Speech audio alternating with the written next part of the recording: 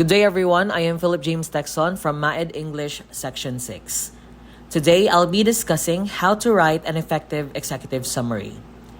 Now, we've all come across long reports, proposals, or research papers that take forever to finish reading, right? That's where an executive summary comes in. It's that short, powerful section that gives readers, especially decision makers, a quick grasp of what the whole document is about without having to read everything. So, what exactly is an executive summary? An executive summary is a brief overview of a longer report, proposal, or research paper. It allows busy decision makers to understand the purpose, major findings, and implications without reading the full document. Now, in professional and academic settings, it is often the first and sometimes only part that stakeholders read before making a decision. The typical length must be 1 to 2 pages.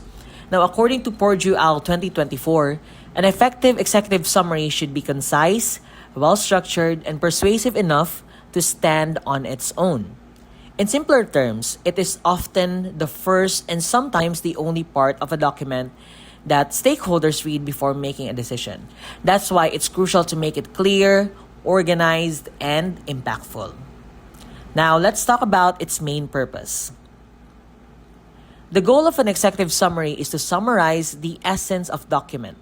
It helps readers decide whether they should read the full report, and it also highlights the most important insights or recommendations. Unlike abstracts, which are purely descriptive, executive summaries are action-oriented. They often include recommendations or next steps that readers can take based on the findings. Now, let's go over the basic structure or template of an executive summary. You can think of it as having 4 key parts. First, we have the purpose. Here you explain why the document was created. You can mention the main problem, issue, or objective.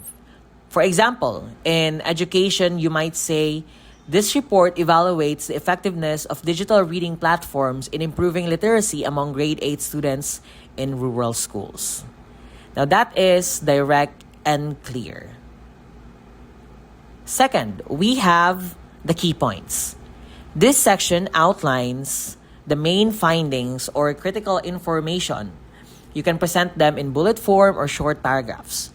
For instance, digital platforms increase reading comprehension by 18% over 6 months. Now that's brief, factual, and straight to the point.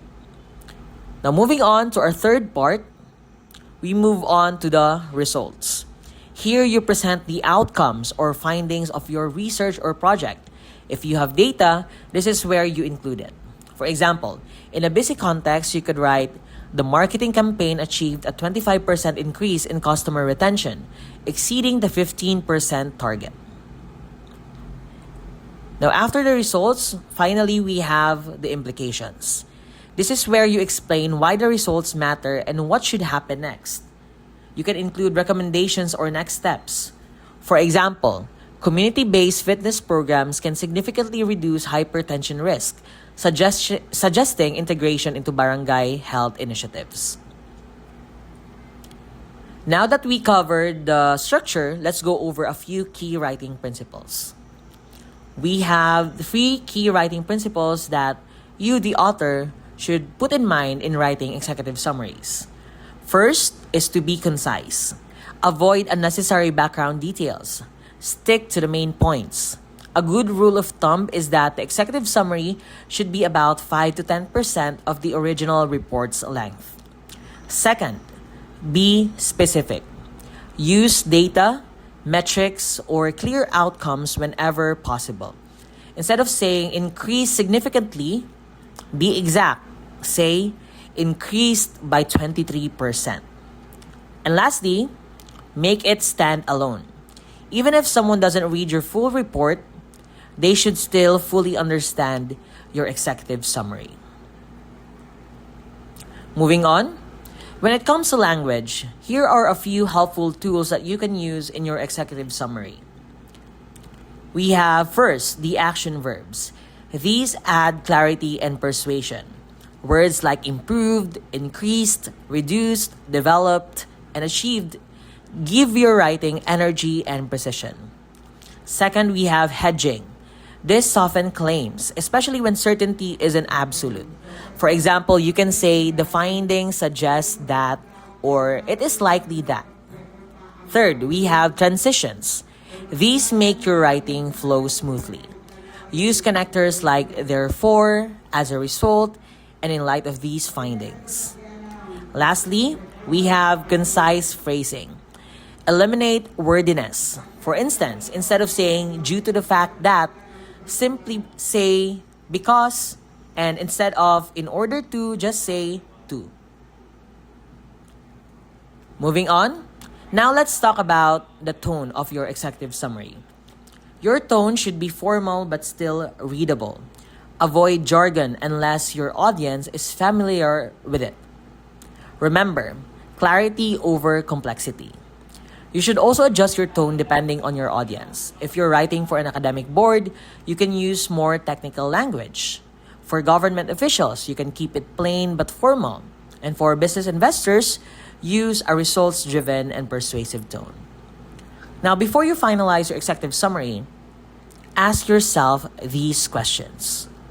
Does it clearly state the purpose? Are the key points complete yet concise? Are the results supported by data or evidence? Are there clear implications or recommendations? Is the tone formal but still accessible? And finally, is it free from unnecessary details? If your answer is yes to all of these, then you've written an effective executive summary. Now to wrap up, remember this. An executive summary isn't just a summary. It's your document's first impression. It's where you capture attention, communicate your message, and guide your readers toward understanding your findings and actions. So, keep it clear, keep it concise, keep it persuasive. Thank you so much for listening, and I hope this helps you craft your own effective executive summaries in your future reports and projects. God bless.